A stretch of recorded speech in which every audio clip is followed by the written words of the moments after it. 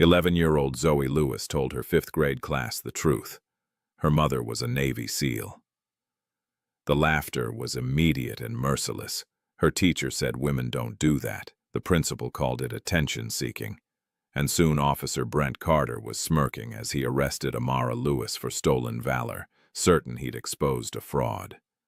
A video of Zoe's claim went viral. The mockery spread nationwide, and everyone was convinced this quiet black woman and her daughter were liars.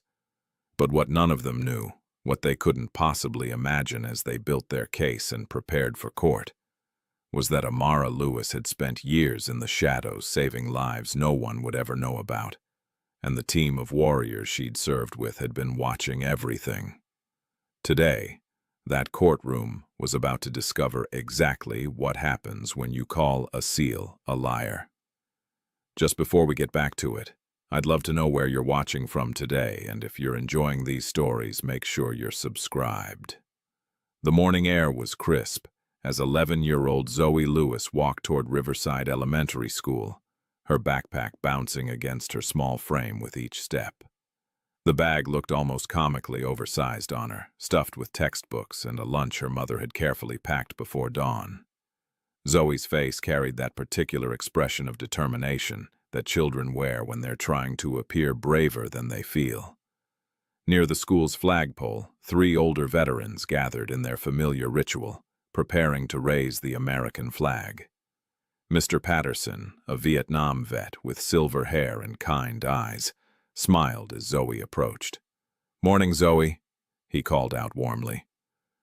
"Good morning, Mr. Patterson," Zoe replied, stopping to watch them work. "My mom used to do this in the Navy. She said it was one of the most important parts of her day." The veterans exchanged gentle smiles. "That's wonderful, sweetheart," Mr. Patterson said. "Your mother sounds like a fine person." "She is," Zoe said proudly, then hurried toward the school entrance. What Zoe didn't see were the knowing glances the veterans shared, the way they nodded to each other with understanding. They'd learned long ago that children often embellish their parents' accomplishments, turning simple military service into grand adventures. It was innocent enough. Inside Mrs. Keene's fifth-grade classroom, the walls were decorated with red, white, and blue streamers in preparation for the upcoming Veterans Day assembly. Students chatted noisily as they settled into their seats, the excited energy of pre-holiday anticipation filling the air. Mrs. Keene, a pleasant woman in her 40s with reading glasses perpetually perched on her nose, clapped her hands for attention.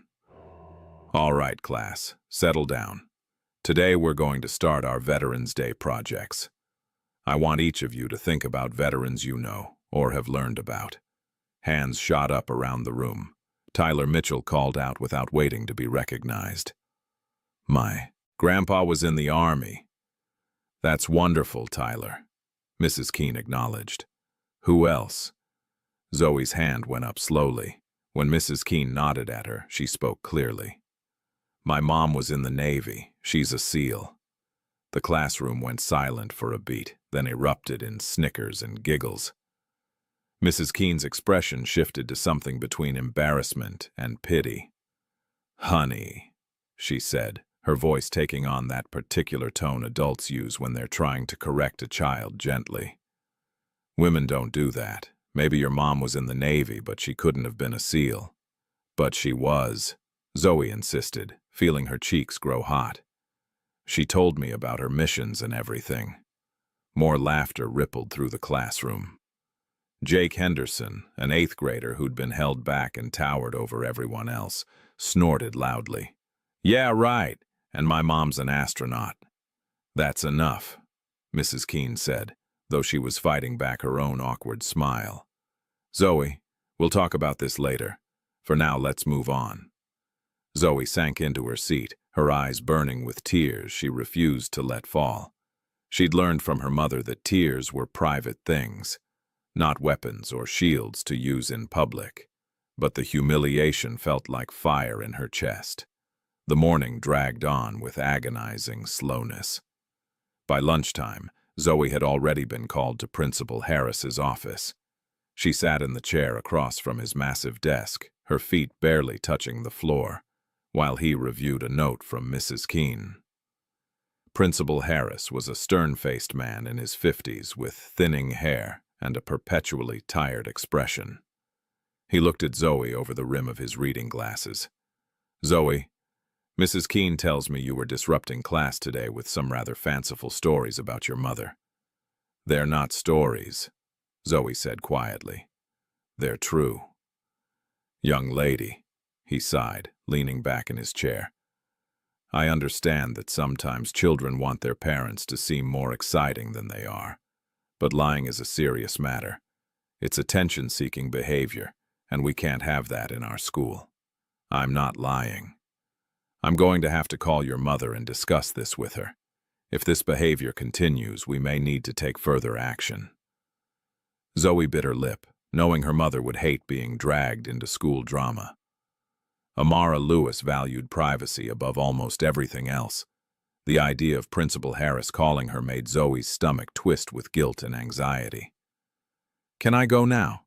she asked. "Yes, but think about what we discussed." That evening, Amara Lewis sat at her kitchen table, carefully cleaning her daughter's scraped knuckles. Zoe had come home with bloodied hands and a rip in her jeans, evidence of a playground altercation she'd barely explained. Amara's movements were precise and gentle, each dab of antiseptic applied with the same focused care she'd once used in field medicine. "You want to tell me what happened?" Amara asked, her voice calm but firm. "Some kids were saying things," Zoe mumbled. "About you or about me?" Zoe looked up, surprised by her mother's perception. "About you. They said I was lying about you being a SEAL."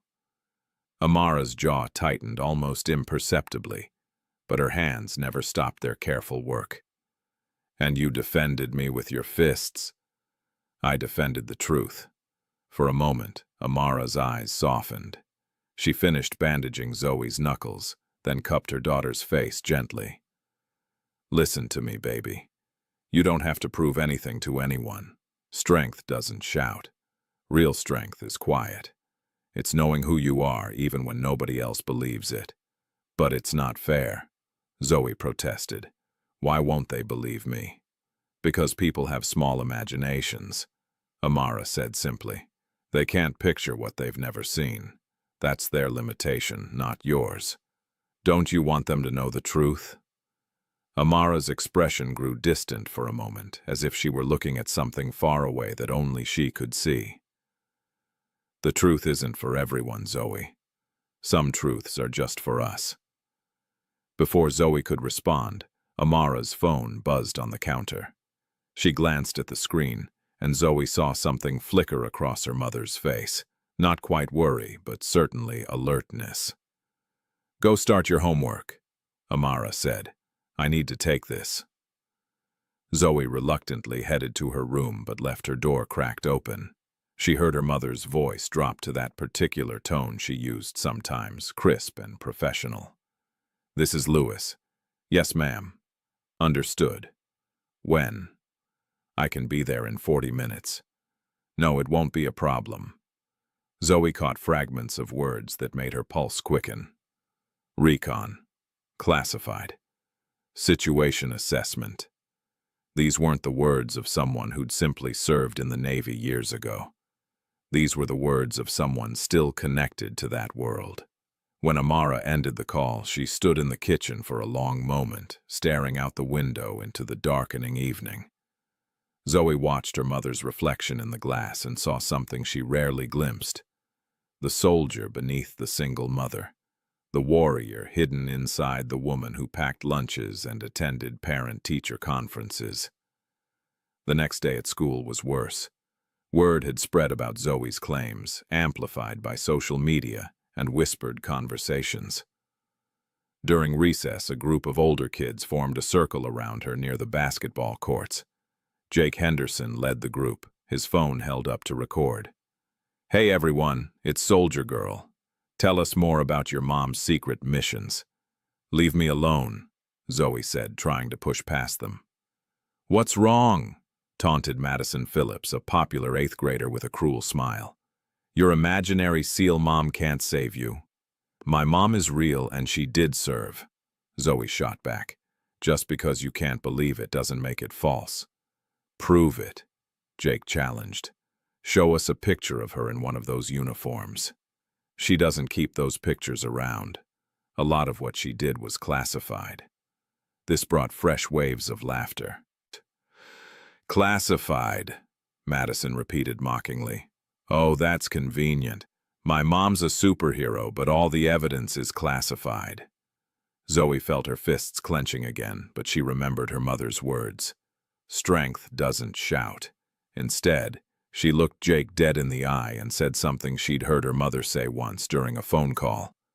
If you ever need real help, don't call my mom. She won't come for liars and bullies. The cryptic statement confused them enough that their mockery faltered. But Jake recovered quickly, shoving his phone closer to Zoe's face. This is going straight to social media. Everyone's going to see what a liar you are. That's when Officer Brent Carter arrived. The school resource officer was a white man in his late 30s with the kind of swagger that came from wearing a badge in a small town where nothing much ever happened. He'd heard the commotion and strolled over with his thumbs hooked in his belt. "What's going on here?" he demanded. The older kids immediately scattered, leaving Zoe standing alone. Jake, however, was eager to tell his version of events. "Officer Carter, this girl keeps saying her mom is a Navy SEAL. She's like totally making it up and causing problems." Carter's eyebrows rose with amusement. He looked down at Zoe with barely concealed skepticism. "That true, kid? Your mom's a SEAL?" "Yes, sir," Zoe said, lifting her chin defiantly. Carter actually laughed, a short bark of disbelief. "A SEAL? What's next? Your mom flies spaceships, wrestles alligators?" "She served her country with honor," Zoe said, her voice shaking but steady. "Sir." "Listen, sweetheart," Carter said, his tone dripping with condescension. "I've met plenty of military folks. SEALs are the best of the best. They're not—" He paused, his eyes scanning Zoe in a way that made her feel small. "They're not usually women, and definitely not single moms in towns like this. You don't know my mother. Maybe not, but I know stolen valor when I hear it. That's a serious accusation you're making. Come on, you're coming with me to the station. We're going to call your mom and straighten this out." "I didn't do anything wrong," Zoe protested as Carter took her arm. "Disrupting the peace, making false claims about military service. That's plenty wrong." The walk to Officer Carter's patrol car felt like a death march. Students watched from windows and doorways, some filming on their phones. Zoe kept her head high, channeling every ounce of her mother's quiet strength. But inside she was terrified. Not of the police station, but of disappointing her mother, of dragging her into the spotlight she'd worked so hard to avoid. At the station, Zoe sat in a hard plastic chair while Carter made a show of calling her mother. "Yeah, we've got your daughter here. Seems she's been telling some pretty wild stories. You might want to come down and collect her." 45 minutes later, the station door opened and Amara Lewis walked in. She moved with the kind of fluid efficiency that most people wouldn't notice. Her civilian clothes, jeans, and a simple navy blue sweater, giving no hint of her past. But everything about her posture, the way she assessed the room in a single glance, the controlled economy of her movements, spoke of military training to anyone who knew what to look for. Officer Carter didn't know what to look for. He saw a black woman in her mid-30s, attractive but unremarkable, and his smirk deepened. "Ms. Lewis?" he asked, not bothering to stand. "Commander Lewis," Amara corrected quietly, her eyes finding Zoe across the room. She gave her daughter a slight nod that said, "I've got this." Carter's smirk widened. "Commander, huh? Look, ma'am, I'm going to need to see some ID. Your daughter's been making some serious claims." Amara reached into her wallet and produced her military credentials. Carter took them, examining them with exaggerated thoroughness. His expression shifted from amusement to suspicion. These could be fake. he said, tossing them back on the desk. You can get anything printed online these days. Amara's eyes, which had been calm, now held something cold and sharp. She stepped closer to Carter, invading his space just enough to make him instinctively lean back. If you're questioning authenticity, she said, her voice dropping to a register that made everyone in the station stop what they were doing. I can arrange a call with your superior, or with the Naval Special Warfare Command, or perhaps you'd like to contact the Pentagon directly. I have several numbers I could provide. Carter's face reddened. Now hold on, I didn't mean... You meant exactly what you said, officer. You assumed that because of what I look like, because I'm a woman, because I'm a mother living in a quiet town, that my service couldn't be real. You dismissed my daughter, humiliated her, and brought her here based on your own prejudice. That's not what this is about, Carter blustered, but his confidence had evaporated. Then what is it about? Amara asked, her voice dangerously quiet. Because from where I'm standing, you've detained a minor for telling the truth. The desk sergeant, an older officer who'd been watching the exchange with growing discomfort, cleared his throat. Carter, maybe we should just... We're done here, Amara said. Zoe, come on. As mother and daughter walked toward the door, Carter called out, trying to salvage some authority. This isn't over. You can't just... Amara turned back, and the look she gave him made his words die in his throat. It was the look of someone who'd faced down actual enemies, who'd made life-and-death decisions in the dark corners of the world. Carter, for all his bluster, recognized in that moment that he was completely out of his depth. Yes, Amara said simply. It is. Outside, as they walked to Amara's modest sedan, Zoe finally let her composure crack. Mom, I'm sorry. I didn't mean to cause all this trouble. You didn't cause anything, baby. They did. Amara unlocked the car, but before they got in, she noticed something that made her entire body tense. A black SUV with tinted windows was parked across the street, its engine running. It had been there when they arrived, and it was still there now. Amara had clocked it immediately upon entering the station, had noted its model and position, and the slight movement behind the darkened glass.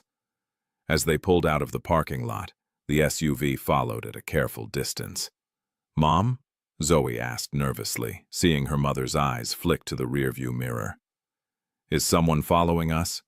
Amara's jaw tightened, a muscle jumping beneath the skin. Maybe, maybe not. Either way, we're going to be fine. But Zoe saw her mother's hands grip the steering wheel tighter, saw the way her eyes kept checking the mirrors with tactical precision. The past her mother had tried so hard to leave behind wasn't just circling back. It was closing in. Over the next several days, the video of Zoe claiming her mother was a SEAL went viral. It had been edited, of course, cut to make Zoe look foolish and delusional. The local news picked it up as a funny moment, running it during their lighter segments with chuckling anchors making jokes about overactive imaginations. The comments online were brutal. Another case of stolen valor. Sad that parents teach their kids to lie like this. Someone call CPS, this child needs help. Amara watched one segment in silence, her face completely unreadable. Zoe sat beside her on the couch, tears streaming down her face. Make it stop, Mom. Please just tell them the truth. The truth isn't theirs to know, Amara said, but her voice lacked its usual conviction. The next day, Principal Harris called Amara into his office. He sat behind his desk with the uncomfortable air of a man who'd decided to make a difficult decision and was determined to see it through. Ms. Lewis, I'm going to be direct with you. This situation has gotten out of hand. The video, the media attention, it's becoming a distraction for our entire school. Then perhaps you should have handled it differently from the start. Amara replied coolly. My daughter told the truth and was punished for it. I'm not here to debate what is or isn't true, Harris said, shuffling papers nervously. I'm here to find a solution. I think if you could just clarify the situation, Perhaps explain that there was a misunderstanding. You're asking me to lie. I'm asking you to consider what's best for your daughter. The other students are merciless. She's being bullied constantly. If you could just help us put this to rest." Amara leaned forward, her eyes locked on Harris. "You're asking me to lie to make you comfortable, to make those bullies comfortable, to validate their prejudice and their cruelty. And you're framing it as concern for my daughter." Harris's face flushed. "Ms. Lewis, I don't appreciate your tone. And I don't appreciate being called in, here to be told that the truth is negotiable. We're done." "Not quite," Harris said, regaining some of his administrative authority. "I'm suspending Zoe for 3 days for instigating misinformation and creating a hostile environment." "You're suspending her for being honest?" "I'm suspending her for causing disruption. If this pattern continues, we'll have to consider more permanent solutions." Amara stood slowly, her movements controlled despite the fury radiating from her. "You do what you think you need to do, Mr. Harris. But understand this. My daughter will not be made to feel ashamed for telling the truth. Not by you, not by anyone." When Amara arrived to collect Zoe from school that afternoon, Officer Carter was there, for safety, as he put it. He leaned against the wall near the main office, or sat smirking when he saw Amara approaching.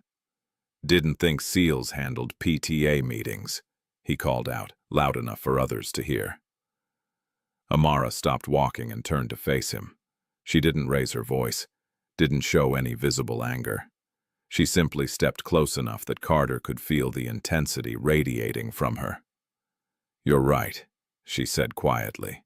"SEALs typically handle more important things, like knowing when they're making a mistake they'll regret." Carter tried to maintain his bravado, but he involuntarily took a step backward. The movement was small but noticeable, and the administrative assistant behind the desk watched with wide eyes. That night, Zoe's composure finally shattered completely. She stood in the living room, tears streaming down her face, her voice rising with frustration and hurt. "Why won't you just show them, Mom? Show them you're real. Show them your medals or your uniform or something. Make them believe you." Amara, who'd been standing at the window watching the street, turned to face her daughter. Her expression was pained in a way Zoe rarely saw. "Because the moment I do, Zoe, the peace we've built here disappears. Do you understand? The life we have, the quiet mornings and safe nights, all of it goes away. There are things in my past, people I've worked with and against, missions that are still classified. The moment I prove who I was, all of that comes rushing back, and I won't risk your safety for my pride. But everyone thinks I'm a liar." Zoe sobbed. "I know, baby. I know. And I'm sorry. I'm so sorry." Amara pulled her daughter into a fierce hug, holding her while she cried. "But your safety matters more than their opinions. It always will." That night, after Zoe had finally cried herself to sleep, Amara sat alone in her kitchen with a cup of coffee gone cold. Her phone buzzed with an encrypted message. She read it twice, her expression darkening, then deleted it. The message had been brief. "They're digging into your old files. Someone's trying to prove you never existed." Amara pulled up a secure browser and checked several classified databases using credentials that should have been deactivated years ago, but that she'd maintained for exactly this reason. Someone had indeed been accessing her service records, or trying to. Whoever it was had enough clearance to get into preliminary files, but not deep enough to see the truly classified missions. They were poking around, testing boundaries, looking for proof that Amara Lewis was a fraud. She knew what this meant. The police report filed by Carter, the media attention, the viral video. All of it had drawn the wrong kind of attention from the wrong kind of people. Some wanted to expose her as a liar. Others, more dangerously, wanted to confirm she was real. A soft knock at the door made Amara move instantly. her body dropping into a defensive posture before her mind fully registered the movement. She approached the door with tactical caution, checking the peephole. Standing on her porch, dressed in civilian clothes, but with an unmistakable military bearing, was Sergeant Dana Reeves. Amara hadn't seen her old teammate in nearly 3 years, not since the classified ceremony where they'd both been decorated for a mission that officially never happened. Amara opened the door. "Dana." "Commander." Reeves nodded, then glanced past Amara into the house. "We need to talk." They sat in the kitchen, speaking in low voices. Reeves, a black woman in her early 40s with close-cropped hair and assessing eyes, wasted no time on pleasantries. "They're coming after you hard. Carter and that principal filed a joint report accusing you of falsifying military credentials and endangering your child's welfare. CPS is getting involved. Local detectives, too." "On what grounds?" "They're claiming you've created a delusional environment for your daughter, that you've convinced her of false memories, that you're mentally unstable. It's a coordinated attack designed to force you to either prove your service, which would expose classified operations, or accept being branded a fraud." Amara's hands tightened around her coffee mug. "Who's behind it?" "Carter's ego, mostly. But he's getting help. There's a journalist who's been feeding him information, promising him fame if he can expose this stolen valor case. The journalist has some military connections, enough to know how to ask dangerous questions. What do you recommend?" Reeves leaned back, her expression grim. "Officially? Nothing. Keep your head down, let it blow over. Unofficially? Commander, they're not going to let this go. You need to prepare for a fight. I won't risk Zoe. They're already risking her. Those reports they filed. CPS is taking them seriously. You could lose custody while they investigate." The words hit Amara like a physical blow. "They can't. They can and they will if you don't act. I'm not saying go public with everything, but you need leverage. You need people in your corner who can verify your service without compromising operations." "Torres?" "Already working on it. She's furious, by the way. Called it an attack on the entire program. But her hands are partly tied by protocol. This has to be handled carefully." Before Amara could respond, her phone buzzed with an official notification. She read it, her face going pale. "What is it?" Reeves asked. "Warrant for my arrest. They're charging me with falsification of military records and child endangerment." "When?" "Now. They're probably already on their way." As if summoned by her words, red and blue lights began flashing outside the windows. Multiple vehicles pulled up to the modest house.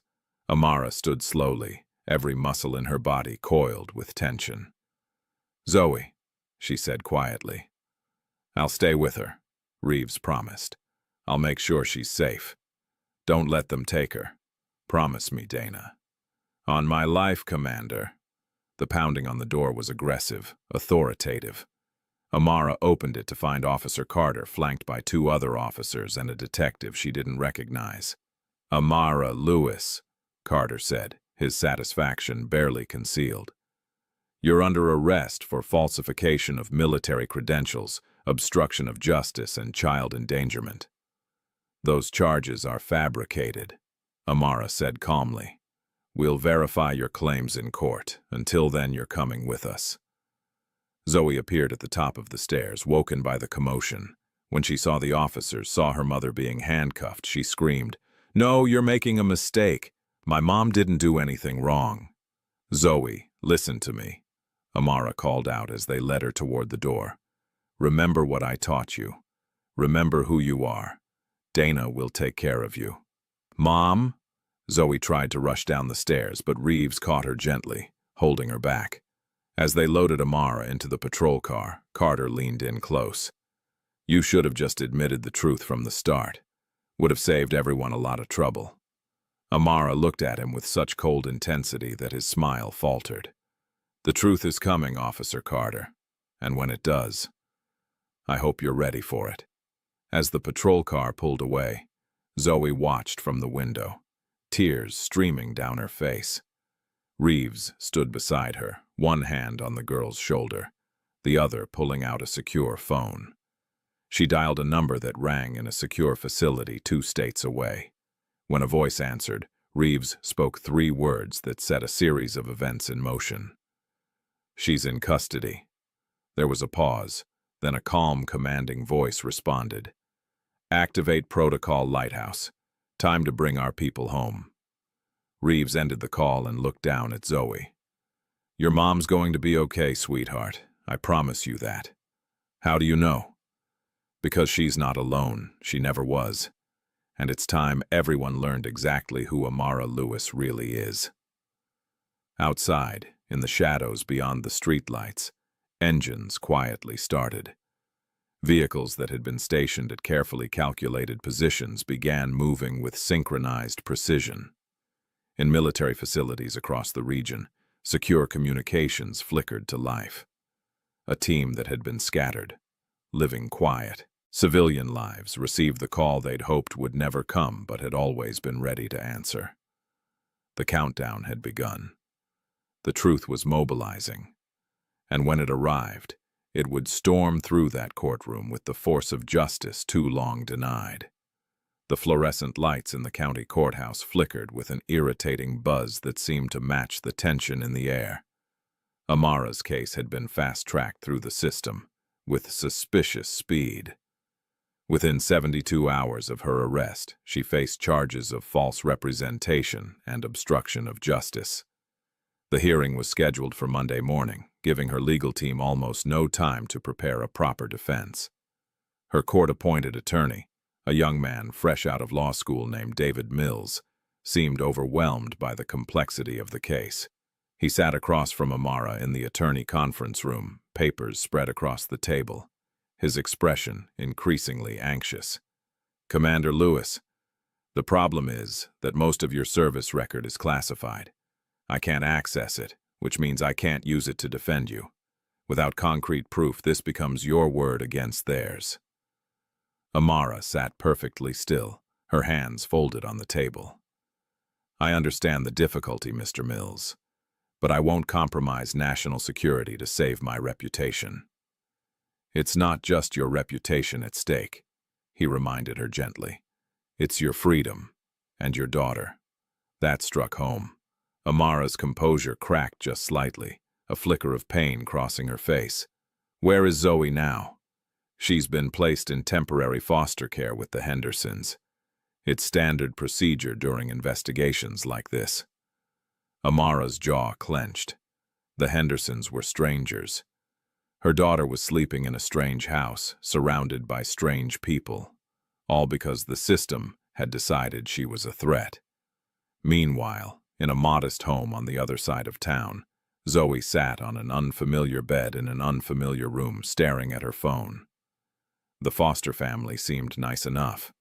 Mrs. Henderson had made dinner and tried to make conversation, but Zoe had barely eaten. Her mind was racing with plans, with possibilities, with the desperate need to do something. She remembered the business card her mother kept in the drawer of the kitchen desk at home. Captain Torres, Naval Base Operations. There was an email address printed in small letters at the bottom. Zoe had memorized it months ago, filed it away as emergency information. Using the school laptop the Hendersons had set up for her homework, Zoe opened an incognito browser and typed out an email. Her fingers trembled as she wrote, "Dear Captain Torres, my name is Zoe Lewis. You probably don't know me, but you know my mom, Amara Lewis. She's in trouble and I don't know what else to do. They arrested her and took me away and everyone thinks she's lying about being a SEAL. But she's not lying. I know she's not. Please, if you can help her, if you can tell them the truth, please do it. She won't ask for help herself because that's not who she is. But I'm asking, please help my mom. Zoe." She hit send before she could second-guess herself, then closed the browser and deleted the history. Her heart pounded as she lay back on the bed, staring at the ceiling, hoping that somewhere out there, Someone was listening. Back at the county jail, Amara sat in her holding cell during the quiet hours after lights out. The cell was small and cold, with a thin mattress and a toilet that offered no privacy. Other inmates had come and gone throughout the day, mostly drunk and disorderly cases that would be released by morning. But Amara remained, classified as a potential flight risk due to her alleged military training. She sat cross-legged on the floor, her back straight, her breathing controlled. She whispered words in a rhythm that had sustained her through the darkest nights of her service. "I will not quit. I will not fail. I persevere and thrive on adversity. My nation expects me to be physically harder and mentally stronger than my enemies." It was part of the SEAL ethos, words carved into her soul during training, that had pushed her beyond any limit she thought she had. She repeated them now, not loud enough for anyone else to hear, but loud enough to remind herself who she was. A sound made her open her eyes. An inmate in the cell across from hers, a weathered woman in her 50s, stood at the bars watching her. There was something familiar about the way the woman held herself, a straightness to her posture that suggested military bearing. "You're really one of them, aren't you?" the woman said quietly. Amara studied her carefully before responding. "What makes you say that?" "I was a Marine, did 2 tours in Iraq. I recognize the cadence. Most people don't know it unless they've lived it." The woman extended her hand through the bars. "Corporal Sarah Mitchell, retired." Amara stood and approached, shaking the offered hand. "Amara Lewis." "I know who you are. Saw you on the news. Everybody thinks you're full of it, claiming to be a SEAL." Mitchell paused, her eyes assessing. "But I've seen enough soldiers to know the real thing. You are what you say you are." Something in Amara's chest loosened slightly. "Thank you for that." "Don't thank me. Just survive this. Whatever's coming, you survive it. That's what we do." Mitchell lifted her hand in a slow, deliberate salute. It was against regulations, unconventional but profoundly meaningful. After a moment's hesitation, Amara returned it. Across town, in a secure facility on the naval base, Sergeant Dana Reeves stood in a dimly lit hangar surrounded by faces she hadn't seen together in years. They'd come from different cities, different lives, all responding to the coded message that had gone out 2 days earlier. These were Amara's people, her team, her family. Lieutenant Marcus Mason, a tall black man with iron gray hair and the bearing of someone who'd led men through hell, spoke first. "What's the situation?" "Commander Lewis has been arrested on fabricated charges," Reeves explained. "They're using her silence about classified operations as evidence that she's lying. The court hearing is Monday morning. If we don't act, she loses custody of her daughter and faces criminal charges." "What are we authorized to do?" asked Officer Jennings, a white woman in her 30s who'd served under Amara on 3 separate deployments. "Nothing officially," Reeves admitted. "We're on our own here. Command is aware, but they can't sanction direct intervention. This is personal." "Then we make it count," Mason said firmly. "Commander Lewis never left anyone behind. We're sure not leaving her now." Captain Torres entered the hangar, her presence immediately commanding attention. She was a woman who'd risen through the ranks by being smarter and tougher than everyone around her, and her expression now was carved from steel. "I received an email from Lewis's daughter," Torres said without preamble. 11 years old, and she's begging strangers to save her mother because the system has failed them both. That ends now." "What's the plan, Captain?" Reeves asked. Torres pulled up a digital map on a tablet, showing the courthouse layout. "We can't just burst in there without authorization. We need leverage, evidence, and timing. But most importantly, we need to remind that courtroom that Amara Lewis didn't serve in the shadows for them to erase her in the light." "Are we talking about a full unit deployment?" Mason asked, a slight smile crossing his face. full-dress uniforms, service records that we can declassify without compromising active operations, and enough military presence to make it crystal clear that when you accuse one of ours, you accuse all of us. Torres's eyes swept the assembled team. We storm that courtroom legally, but we storm it hard. Over the next several days, the team worked with military precision. Torres pulled strings at the Pentagon, getting partial declassification of several of Amara's missions. Nothing that would compromise national security, but enough to prove beyond doubt that she'd served with distinction. Reeves gathered testimony from team members willing to go on record. Mason coordinated logistics for what they were calling Operation Lighthouse, ensuring everyone would be in position when the time came. Meanwhile, the media circus around Amara's case grew larger. Officer Carter appeared on a local talk show, basking in the attention.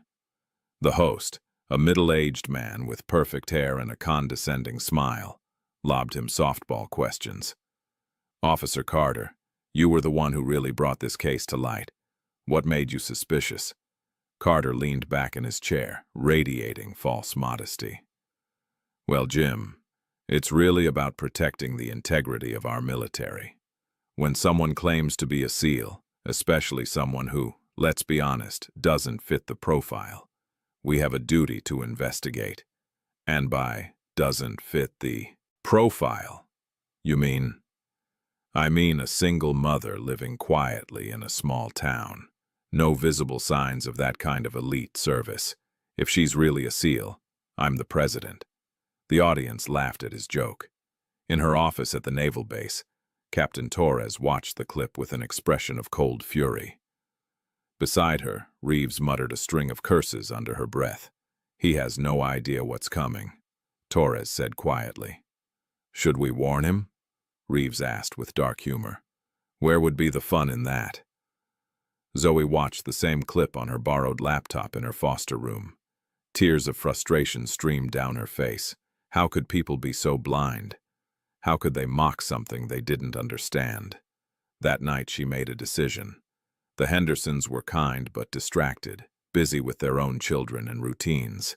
It would be easy to slip out. Zoe waited until after midnight, then quietly dressed in dark clothes and climbed out her window. She'd memorized the route to the naval base from studying maps online. It was 5 miles, but she'd walked farther before. The night was cold and dark, with only scattered streetlights to guide her. Zoe kept to the shadows, moving quickly, driven by a fierce determination that was pure Amara Lewis.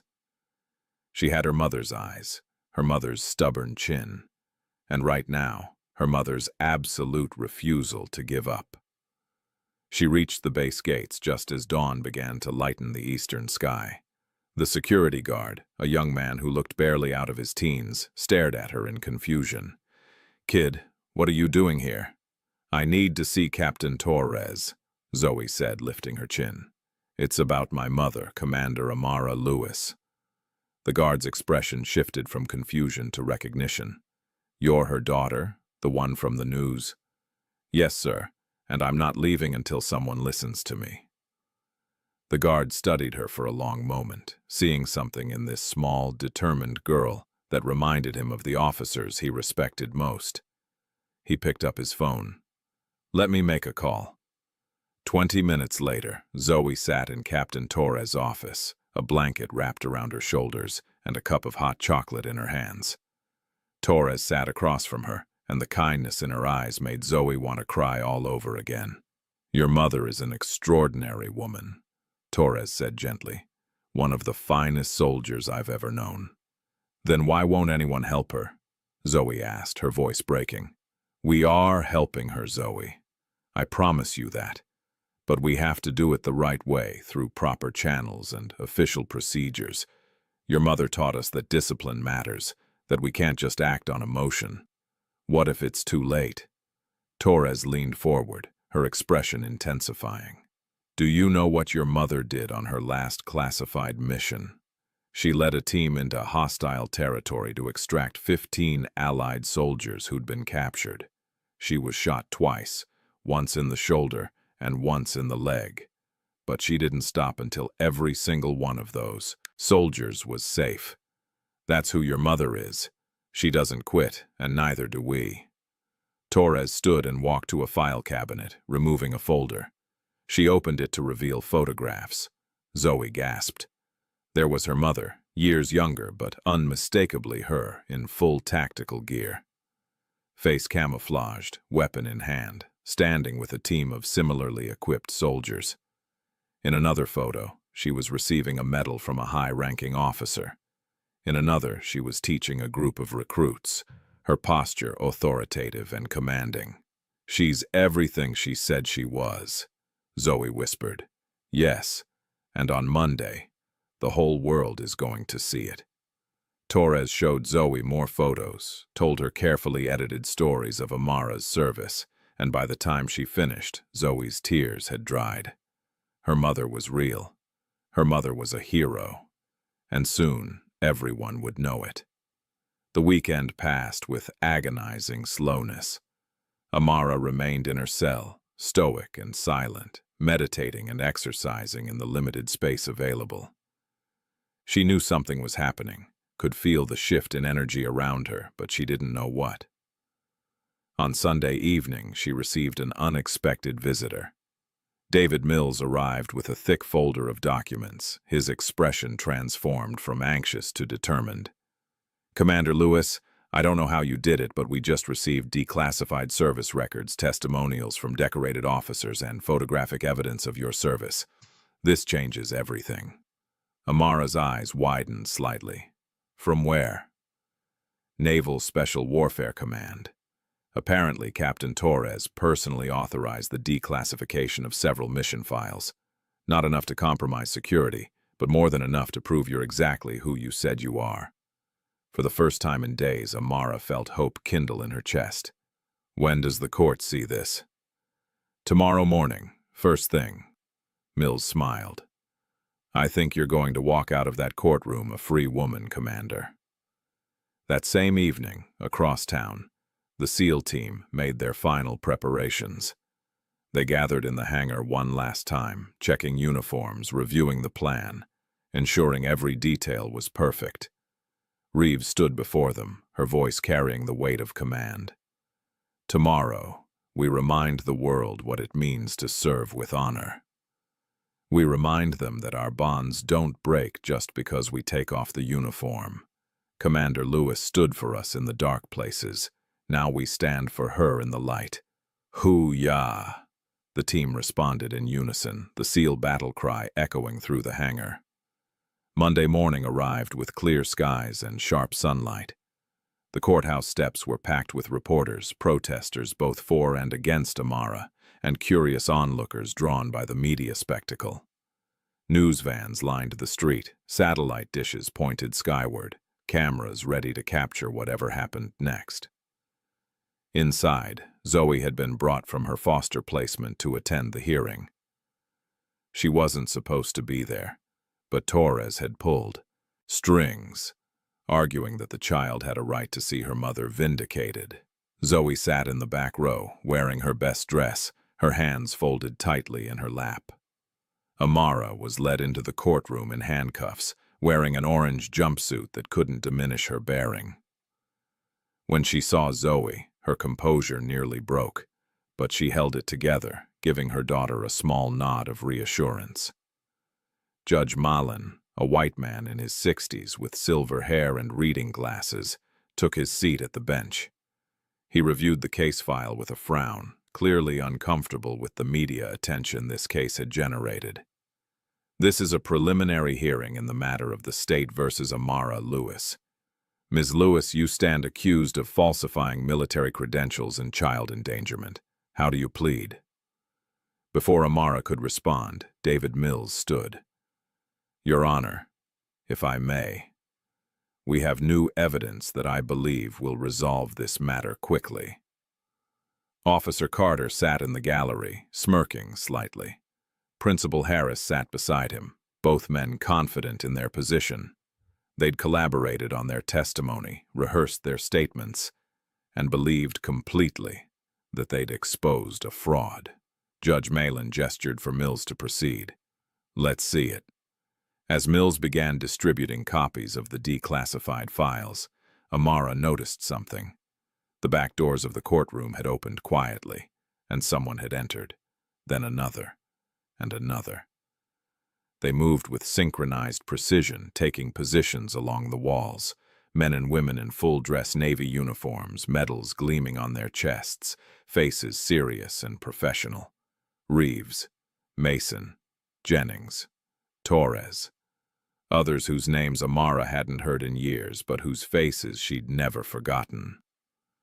The courtroom began to take notice. Whispers rippled through the gallery. Reporters turned their cameras toward the growing military presence. Judge Malin looked up from the documents, his frown deepening. "What's going on here? Who authorized this?" Before anyone could answer, the doors burst open with a thunderous bang that made everyone jump. More SEAL team members flooded into the room, not running, but moving with the kind of controlled urgency that spoke of tactical training. They weren't armed beyond their ceremonial dress swords, but their presence was overwhelming. The audience and officers froze mid-movement, shocked into absolute stillness. The bailiffs reached for their weapons but stopped, uncertain. This wasn't an attack. This was something else entirely. Sergeant Dana Reeves stepped forward, her helmet tucked under her arm, her posture, parade ground, perfect. "Permission to speak freely, Your Honor." Judge Malin's face had gone pale. "Who are you?" "Sergeant Dana Reeves, United States Navy SEALs. I served under Commander Amara Lewis for 6 years across 4 continents, and more classified operations than I'm authorized to discuss in open court." She turned to face Amara, her voice carrying through the stunned silence. "Commander Lewis, we never stopped following your orders." The courtroom erupted in gasps and exclamations. Reporters surged forward. Cameras flashed. But Amara stood frozen, her eyes locked on her team, tears beginning to stream down her face. Officer Carter's smirk had vanished completely. He stared at the assembled SEALs with an expression somewhere between shock and horror, finally understanding the magnitude of his mistake. Captain Torres stepped forward next, her voice crisp and authoritative. "Your Honor, I am Captain Elena Torres, Naval Special Warfare Command. I have here verified mission records that have been declassified specifically for these proceedings. Commander Lewis's service is not only real but exemplary. She has received multiple commendations, including 2 Bronze Stars and a Silver Star for valor under fire." Judge Malin's hands trembled as he took the documents Torres handed him. He read in silence for several long moments while the courtroom held its collective breath. Zoe, unable to contain herself any longer, suddenly stood and shouted, "I told them, Mom. I told them who you were." Amara turned to look at her daughter, and the naked emotion on her face silenced the room more effectively than any gavel. Love, pride, pain, and relief warred across her features. "Your Honor," Amara said, her voice steady despite the tears. "I didn't speak earlier because my duty was to protect classified information and the lives of people still in the field. But today, you've put my daughter through hell because of your disbelief, because you couldn't imagine that someone who looks like me, who lives like me, could have served the way I did." Judge Malin removed his glasses, wiping them slowly as he processed everything before him. The evidence, the testimony, the military personnel filling his courtroom. When he spoke, his voice was subdued. "Commander Lewis, it appears that not only are these charges completely without merit, but that you are owed a profound apology. I'm dismissing all charges immediately and ordering an internal inquiry into how this case was brought before this court in the first place." He turned his attention to Officer Carter, who looked like he wanted to disappear into the floor. "Officer Carter, I'll be recommending a full investigation into your conduct. The same goes for you, Mr. Harris." Reeves and 2 military police officers who'd entered with the team approached Carter. "Officer Brent Carter, you're being detained for questioning regarding obstruction of justice, falsification of reports, and public endangerment. You'll need to come with us." Carter's face went from pale to red. "You can't arrest me. I'm law enforcement. We're military police with jurisdiction over matters involving military personnel," one of the MPs said calmly. "And you targeted one of ours based on prejudice and false information. Sir, please stand up." As Carter was led away in handcuffs, the irony of the situation wasn't lost on anyone in the OE courtroom. Judge Mallon addressed Amara once more. "Commander Lewis, you are free to go. Your daughter will be returned to your custody immediately. I cannot adequately express my regret for what you've been put through." Amara finally had her handcuffs removed. She stood there for a moment, rubbing her wrists, then slowly turned to face her team. Every member of her old unit stood at attention, and as one, they raised their hands in salute. The image was powerful enough to bring tears to eyes throughout the courtroom. Here stood warriors who'd fought in the shadows, now standing in the light for one of their own. But Amara didn't return the salute. Instead, she walked through the assembled team to where Zoe stood, tears streaming down the girl's face. Amara knelt beside her daughter and pulled her into a fierce embrace. "I told them, Mom," Zoe sobbed into her mother's shoulder. "I told them who you were. I know, baby. I know. You were so brave, so strong." Amara pulled back slightly, cupping Zoe's face in her hands. "But remember what I said. We fight for truth, not applause. This isn't about them believing us. It's about us knowing who we are." Zoe nodded, wiping her tears. "But it feels good that they finally know." "Yes," Amara admitted with a small smile. "Yes, it does." As mother and daughter held each other, the SEAL team maintained their salute, creating a corridor of honor around them. Captain Torres approached, her own eyes suspiciously bright. "Welcome back, Commander," she said quietly. "I never really left," Amara replied. "But thank you for all of this. You'd have done the same for any of us. You have done the same for all of us." Torres glanced around at the assembled team. "We take care of our own. Always." The media frenzy outside was chaotic, but the SEALs formed a protective barrier around Amara and Zoe as they exited the courthouse. Reporters shouted questions, cameras flashed, but the military presence kept them at a respectful distance. On the courthouse steps, bathed in morning sunlight, Amara paused. She looked at her daughter, at her team, at the crowd gathered to witness this moment. Then she looked directly at a news camera. "My name is Commander Amara Lewis. I served this country with honor in places I can't name, doing things I can't discuss, alongside the finest people I've ever known. I didn't need to prove that to anyone. But my daughter needed the world to stop calling her a liar, and that's why we're here today." She didn't elaborate further, didn't give them the sensational story they wanted. She simply took Zoe's hand and walked down the steps, her team falling into formation around her. Officer Carter, being led to a military vehicle, watched them pass. Amara paused briefly, meeting his eyes. She didn't say anything. She didn't need to. The look alone conveyed everything. He'd underestimated her, dismissed her, mocked her, and now he understood exactly how wrong he'd been. As the Lewis family disappeared into a waiting vehicle escorted by her SEAL team, the courthouse behind them erupted in chaos. Reporters filed their stories. Social media exploded with the footage. The video of the SEAL team saluting their commander in that courtroom would be viewed millions of times in the next few hours. But for Amara and Zoe, driving away from that place toward home, the only thing that mattered was the peace finally settling over them. The storm had broken. The truth had prevailed. And they were together again. The courtroom continued to buzz with activity even after Amara and Zoe left. Judge Mallon had called for an immediate recess, overwhelmed by what had just transpired. The media presence outside grew more intense by the minute, with national news outlets now picking up the story that had started as local mockery. Inside a secure conference room adjacent to the courtroom, Captain Torres sat with several members of the SEAL team, reviewing what had just happened.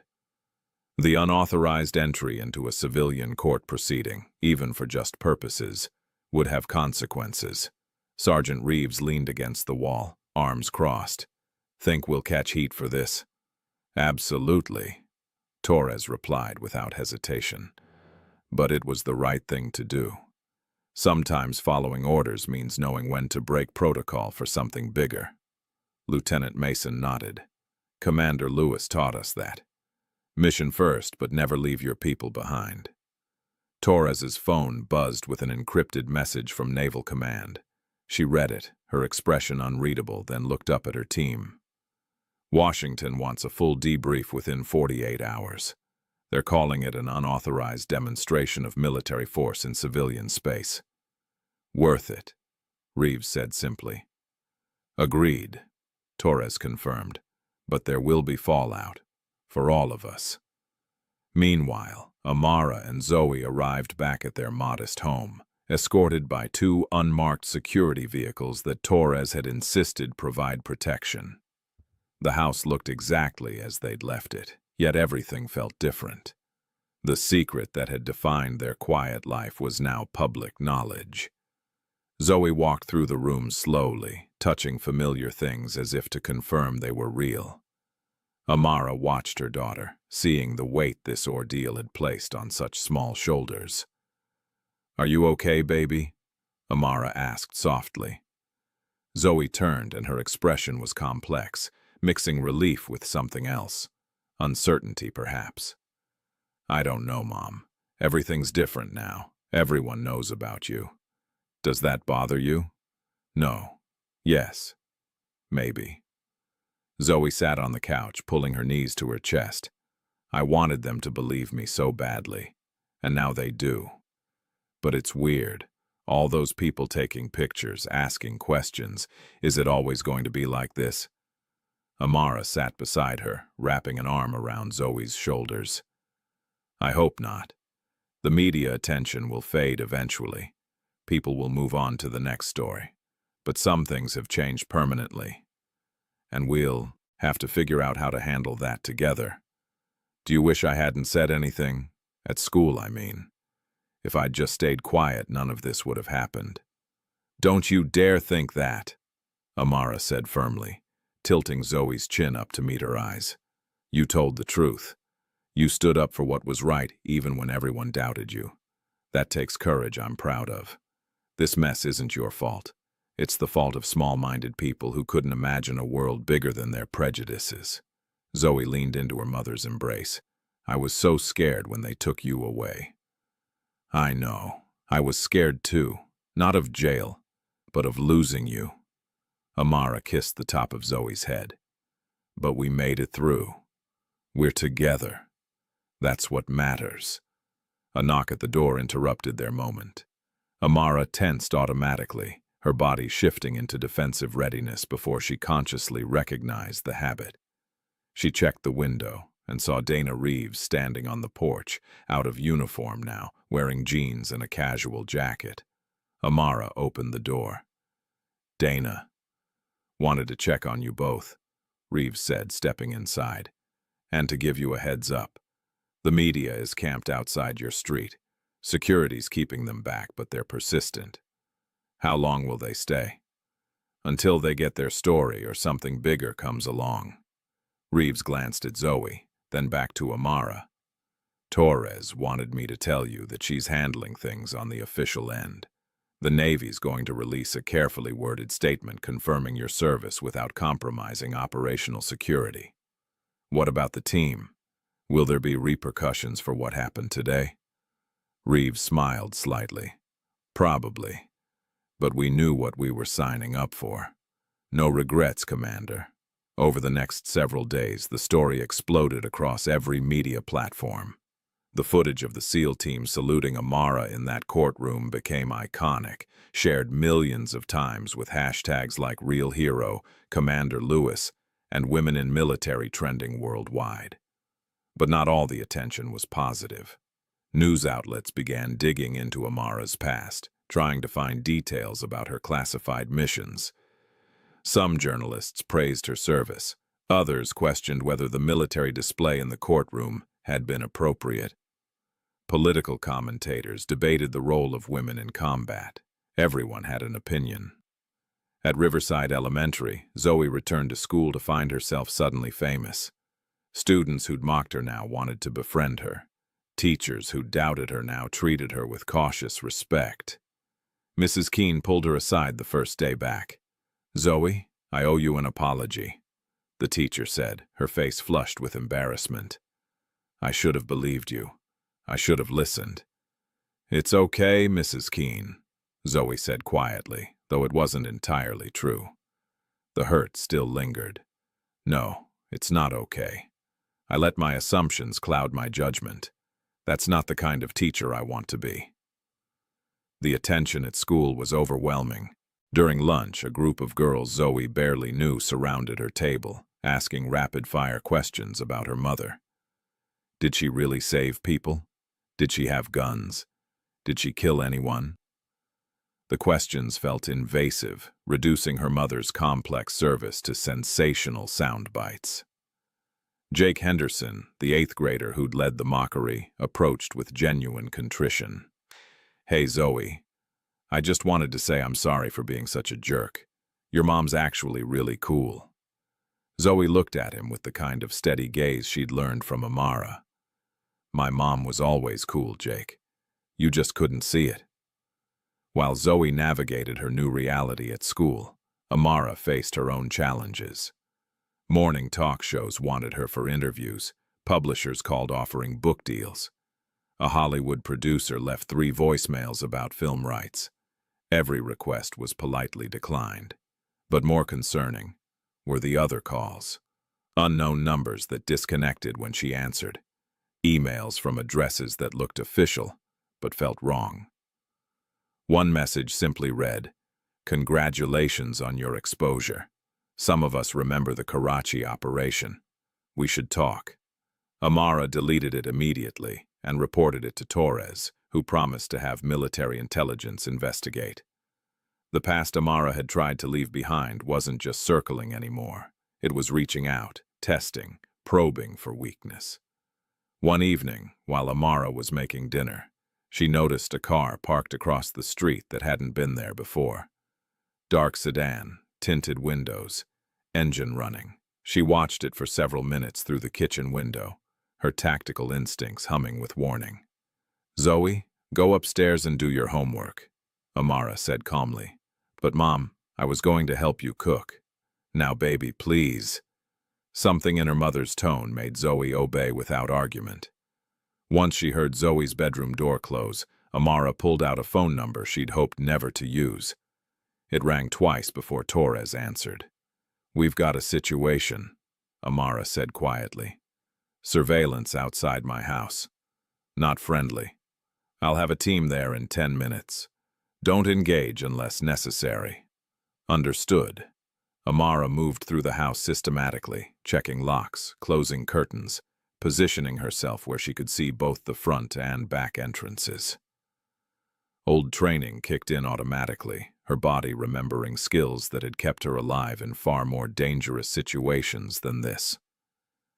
The sedan remained for another 8 minutes, then pulled away just before Torres's security team arrived. When they searched the area, they found nothing, but Amara's instincts told her this wasn't over. The next development came from an unexpected source. An investigative journalist named Marcus Webb published an article titled "The Real Story Behind Commander Lewis: Uncomfortable Questions the Military Won't Answer." The piece didn't deny Amara's service, but questioned aspects of her record, pointing out gaps in publicly available information and suggesting possible misconduct during overseas operations. The article included doctored photographs, images that had been digitally altered to make Amara appear in situations that never happened. One showed her in a combat zone standing over what appeared to be civilian casualties, with a caption implying unlawful engagement. None of it was real, but the damage was immediate. Public opinion, which had swung heavily in Amara's favor, began to split. message boards filled with conspiracy theories. Some people defended her fiercely, but others questioned whether the courtroom display had been theatrical misdirection to cover up war crimes. Zoe discovered the article when a classmate showed it to her on a phone during lunch. She read it with growing horror, seeing her mother described as a potential war criminal, a murderer hiding behind patriotism. That afternoon, Zoe came home in tears. Amara held her while she sobbed out the story of what she'd read, how kids at school were saying terrible things again, how everything felt like it was falling apart. "Why are they doing this?" Zoe cried. "Why can't they just leave us alone?"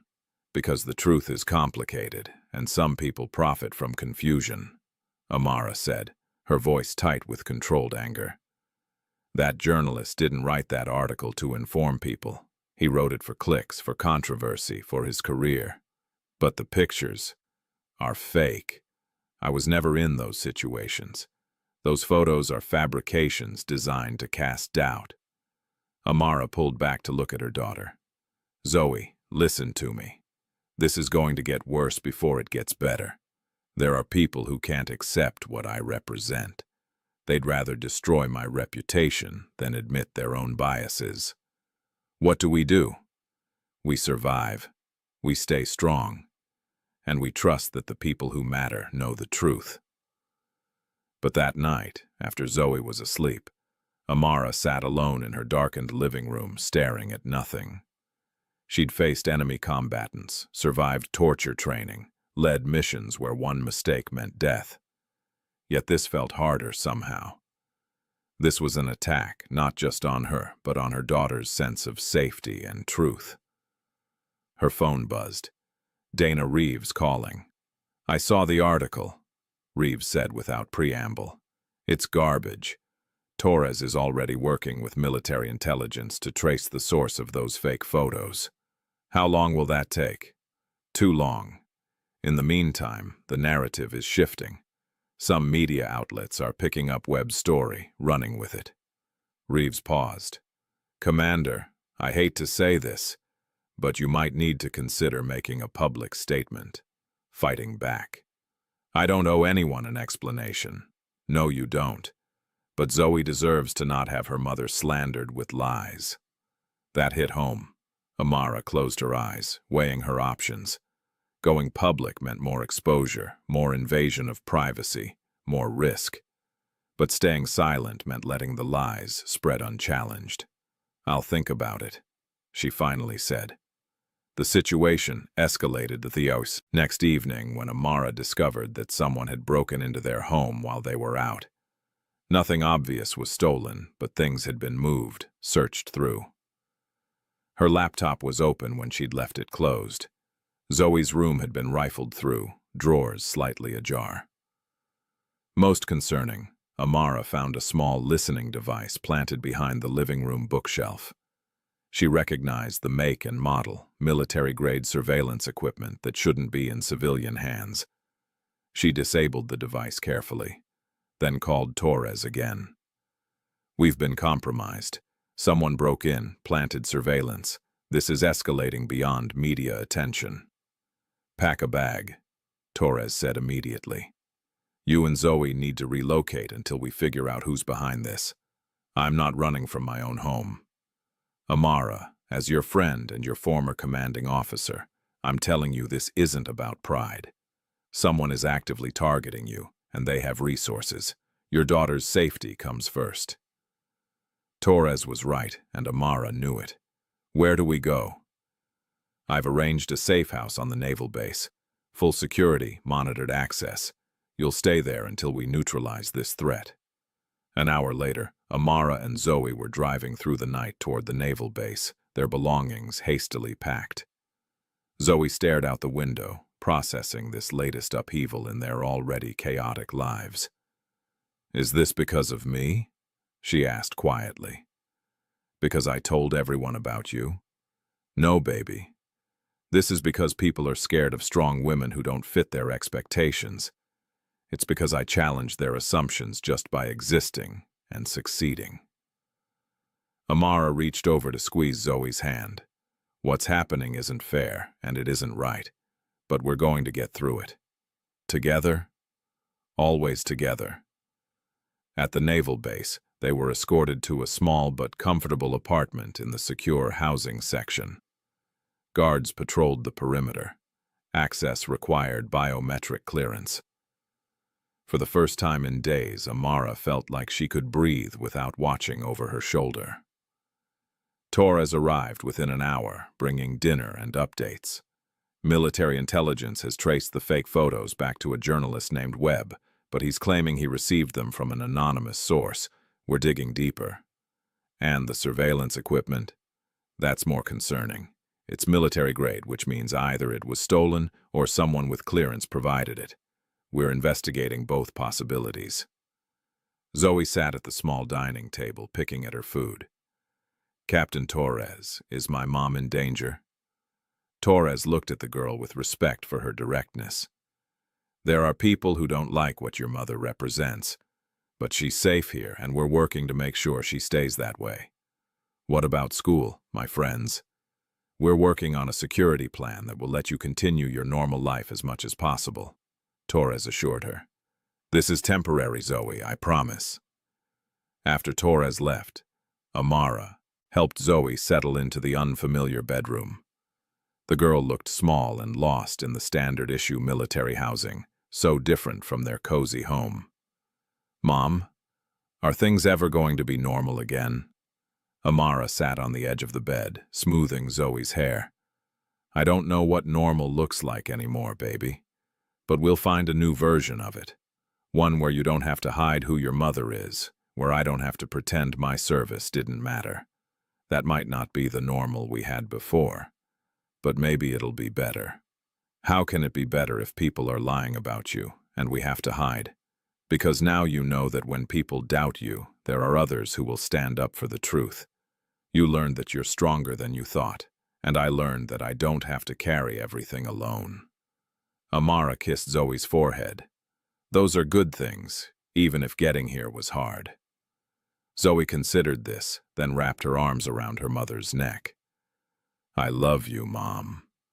I love you too, baby, more than anything in this world. As Zoe drifted off to sleep, Amara stood at the window, looking out over the naval base. Somewhere out there were people who wanted to destroy her reputation, to punish her for being visible, for challenging expectations. But here, in this moment, her daughter was safe and sleeping peacefully. That was worth fighting for. Her phone lit up with a message from Reeves. We're not letting them win, Commander. Your team has your 6. Always. Amara smiled slightly, typing back a simple response. Hoo-yah. The battle wasn't over. The lies still circulated, the threats still lurked, and the media storm still raged. But Amara Lewis had survived worse. She'd survived it by relying on her training, her team, and her unshakable determination to protect what mattered most. Tomorrow would bring new challenges. But tonight, she and Zoe were together and safe. And that was enough. 3 days after moving into the naval base housing, Amara received the official summons. A congressional hearing had been convened to investigate the unauthorized release of classified military data and the deployment of military personnel in civilian judicial proceedings. The letter, stamped with official seals and signatures, made it clear this wasn't a request.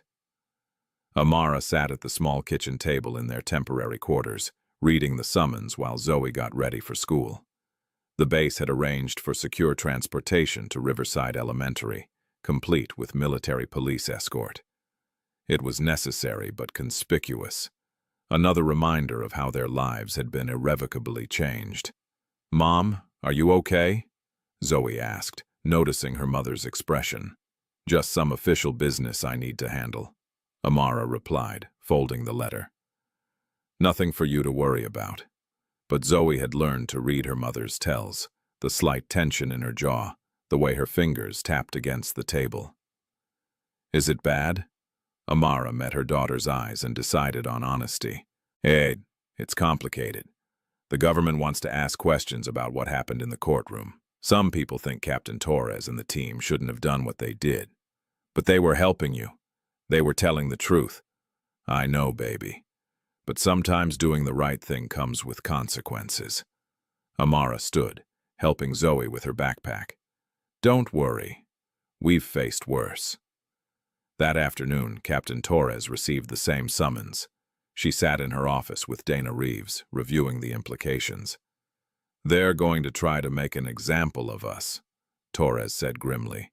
Claim we acted outside our authority, compromised operational security, turned the military into a political tool.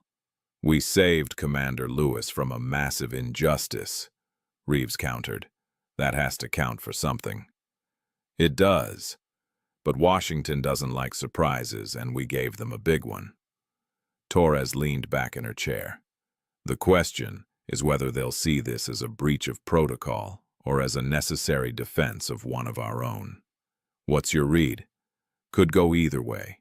We need to be prepared for both outcomes.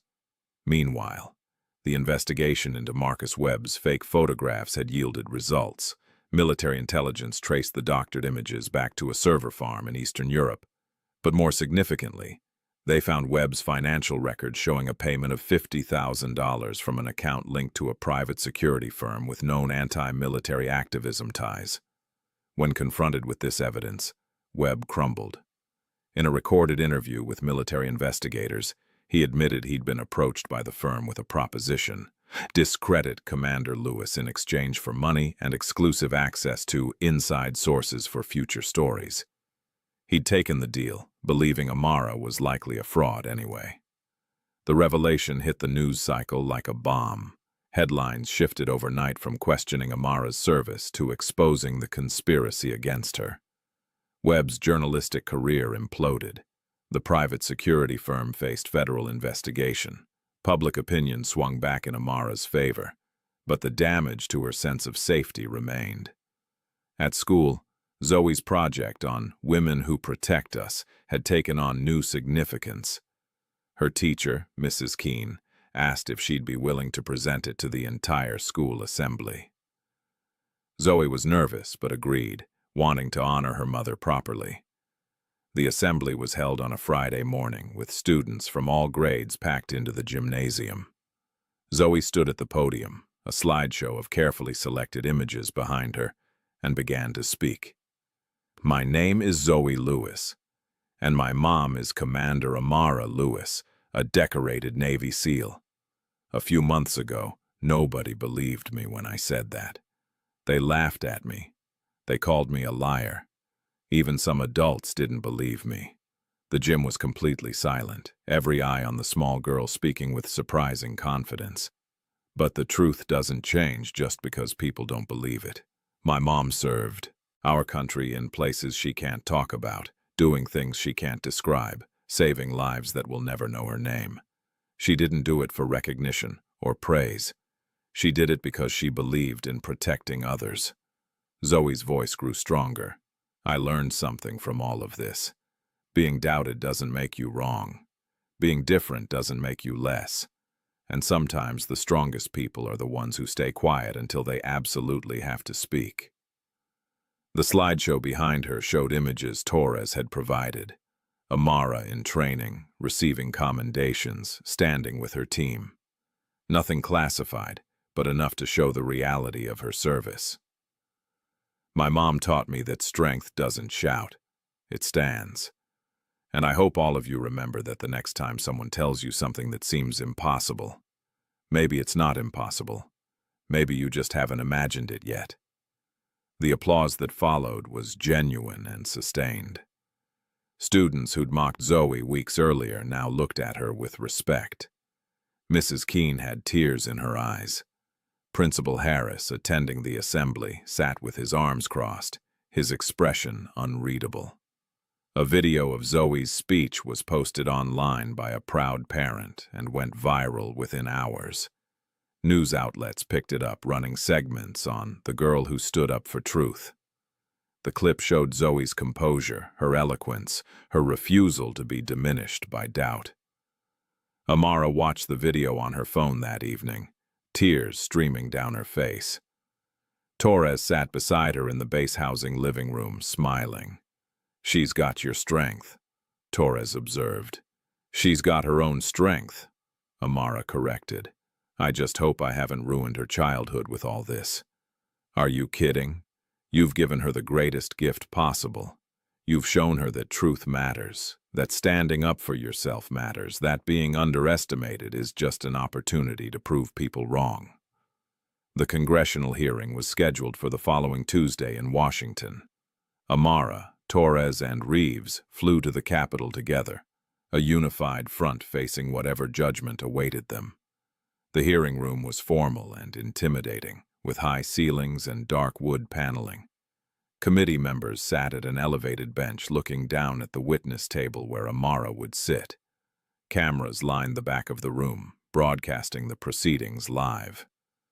The committee chair, a stern congressman named Richard Bellamy, opened with a prepared statement about the importance of military protocol and the dangers of unauthorized actions. His tone suggested he'd already reached his conclusions. When it was time for questioning, he addressed Amara directly. "Commander Lewis, can you explain why you mobilized a SEAL unit in a civilian court without proper authorization?" "I didn't mobilize anyone, Congressman," Amara replied calmly. "I was in custody at the time. What my former teammates chose to do was their decision. A decision that compromised operational security and turned military personnel into a political spectacle. With respect, sir, what compromised operational security was the false accusation that forced me to prove my service. My teammates acted under moral duty when the justice system failed." "Moral duty," Bellamy's eyebrows rose. "You don't get to decide when to break protocol based on personal feelings." Before Amara could respond, Captain Torres stood from the audience seating. "Permission to speak, Mr. Chairman." Bellamy looked annoyed but nodded. "State your name and rank for the record." "Captain Elena Torres, Naval Special Warfare Command. I authorized the declassification of Commander Lewis's partial service record and organized the personnel presence at the courthouse. If there's blame to be assigned, it should fall on me." "Captain Torres, you exceeded your authority." "No, sir. I exercised my authority to protect a decorated officer who was being railroaded by a corrupt local police officer and a prejudiced school system." Torres's voice was firm, unapologetic. "Commander Lewis has given everything to this country. When she needed us to stand up for her, we did. That's not a breach of protocol. That's the oath we all took." Murmurs rippled through the hearing room. Congressman Bellamy's expression darkened, but another committee member, Representative Sarah Kim, leaned forward with interest. "Captain Torres, are you saying the local authorities acted improperly?" "I'm saying they arrested a decorated SEAL based solely on prejudice and disbelief, ma'am. Officer Carter has since been charged with corruption and falsification of records. Principal Harris is under investigation. The journalist who published false information about Commander Lewis admitted to being paid to discredit her. This wasn't a simple misunderstanding. It was a coordinated attack." Representative Kim turned to Amara. "Commander Lewis, in your assessment, why were you targeted this way?" Amara chose her words carefully. "Because I represent something that makes certain people uncomfortable. A black woman who succeeded in one of the most elite military programs in the world. A single mother who served in classified operations. People couldn't reconcile those identities, so they decided I must be lying. And your daughter bore the brunt of that disbelief." "Yes, ma'am. An 11-year-old girl was mocked, suspended from school, and temporarily removed from my custody because adults couldn't accept the truth she was telling." The emotion in Amara's voice was controlled but evident. Representative Kim nodded slowly. "I think we're asking the wrong questions here," Kim said, addressing her fellow committee members. "We should be investigating how a decorated service member and her child were failed so catastrophically by local authorities, not questioning whether her teammates acted appropriately in coming to her defense." The hearing continued for another 2 hours, with testimony from Reeves, character witnesses, and military officials. Officer Carter's corruption was detailed extensively. The doctored photographs were presented as evidence of the conspiracy against Amara. By the end, the narrative had shifted completely. Congressman Bellamy, recognizing he'd lost control of the hearing, called for a recess.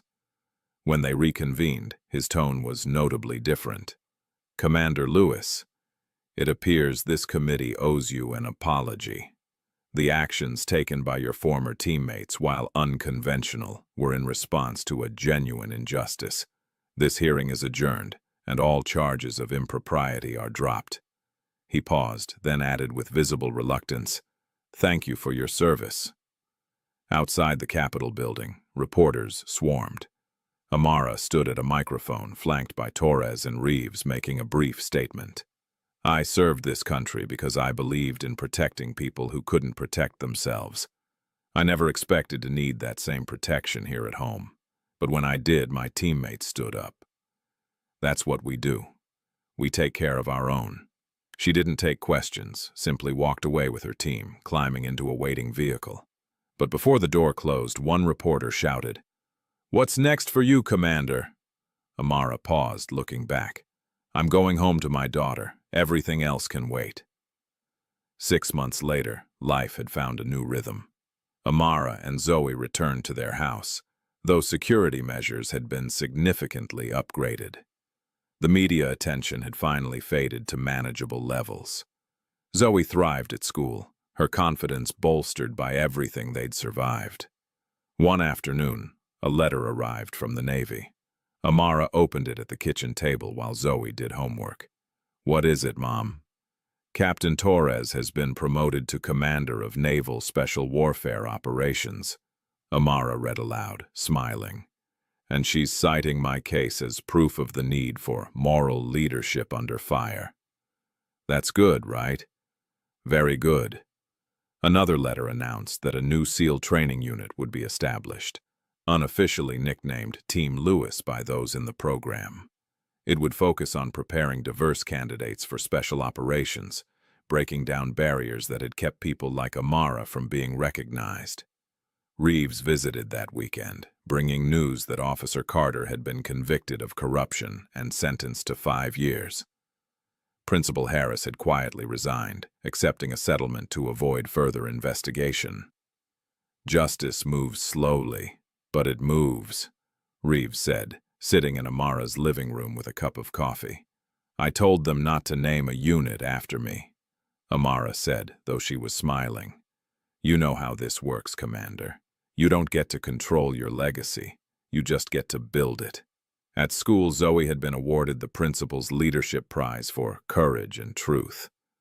During her acceptance speech, she spoke about lessons learned from her mother. "Being doubted doesn't make you wrong," Zoe said, echoing her earlier assembly speech. "My mom didn't need to prove she's brave. She taught me that being doubted is just noise. Truth stands on its own." The award came with a small scholarship fund for her future education. More importantly, it came with genuine respect from her peers and teachers. The girl who'd been mocked for telling the truth was now celebrated for her integrity. One evening, Amara and Zoe walked along the beach near their home, watching the sunset paint the sky in shades of orange and pink. Zoe picked up a smooth stone and threw it into the waves. "That's for them, Mom, the ones you saved." Amara smiled, picking up her own stone. "And the ones I couldn't." They stood in comfortable silence, mother and daughter, watching the ocean's endless rhythm. The weight of the past months had lightened but not disappeared. They'd both been changed by what they'd endured. "Mom?" Zoe asked softly. "Do you think it was worth it, all the trouble, everything we went through?" Amara considered the question seriously. "I wish you hadn't had to suffer for my past. I wish we could have stayed in our quiet life. But what happened taught both of us something important. We're stronger than we thought. We have people who stand with us. And the truth, no matter how hard it is always worth defending." even when it hurts, especially when it hurts. A month later, Amara received an unexpected call. The Navy wanted her to consult on a new training program for women in combat roles. Not a full return to active duty, but a chance to shape the future of special operations. She accepted, with the condition that her schedule accommodate Zoe's needs first. The Navy agreed without hesitation. On her first day as a consultant, Amara stood before a group of female recruits, young women with fire in their eyes and determination in their postures. She saw herself in them, years ago, fighting for a chance to prove what she could do. "Some of you will face people who don't believe you belong here," she told them. "They'll doubt your abilities, question your commitment, mock your ambitions. Your job isn't to convince them. Your job is to be so good they can't ignore you." The recruits hung on her every word. "And when you make it through this program, when you earn that trident, remember something. You're not just doing this for yourself. You're doing it for every girl who needs to see that impossible is just a word. Show them what's possible." That evening, back at home, Amara found Zoe in her room working on a new project. A poster board with photos and notes titled, "My Hero." "Is this for school?" Amara asked. "No, this is just for me." Zoe looked up, smiling. "I wanted to remember everything. Not just the hard parts, but the good parts too. How you never gave up, how your friends came when you needed them, how we survived together." Amara sat beside her daughter, looking at the collection of memories. Photos from the courtroom, news clippings, Zoe's award certificate, a picture of the SEAL team, saluting. "When I grow up," Zoe said quietly, "I want to wear that patch too." Amara's breath caught. "It's a hard path, baby. I know. But you taught me that hard doesn't mean impossible. You taught me that being underestimated just means they're going to be more surprised when you succeed." Amara pulled her daughter close. "Then you'll earn it your way, with truth and strength and that big, beautiful heart of yours." The following week, a private ceremony was held at the naval base. No cameras, no public attention, just a small gathering of SEALs, past and present. Amara stood before them as Captain Torres presented her with a new commendation. This one for exemplary conduct under unjust scrutiny and continued service to the ideals of naval special warfare. As Torres pinned the medal to Amara's uniform, every SEAL in attendance saluted. This time, Amara returned the salute, her face composed, but her eyes bright with emotion. After the ceremony, Zoe ran to her mother, and Amara scooped her up despite her protests that she was getting too big for that. They stood together surrounded by warriors who'd become family, people who understood that strength came in many forms. That night, standing on their front porch under a sky full of stars, Amara watched Zoe chase fireflies in the yard. The girl's laughter floated through the evening air, pure and joyful, the sound of childhood reclaimed. Dana Reeves's words echoed in her mind. "You don't get to control your legacy. You just get to build it." Looking at her daughter, at the home they'd fought to keep, at the peace they'd earned through fire, Amara understood her legacy wasn't in the classified missions or the medals locked away in secure facilities. It was in the girl running through the grass, fearless and strong, carrying forward lessons of truth and courage. The journey had been brutal. The cost had been high. But standing here, whole and free with her daughter happy and safe, Amara knew they'd won something far more important than vindication. They'd won the right to be themselves, fully and unapologetically. And that was worth everything. When someone tells you a truth that challenges everything you think you know, do you have the courage to believe them, or do you side with comfortable prejudice? If this story moved you, hit that like button and subscribe for more powerful stories that remind us why truth and courage matter.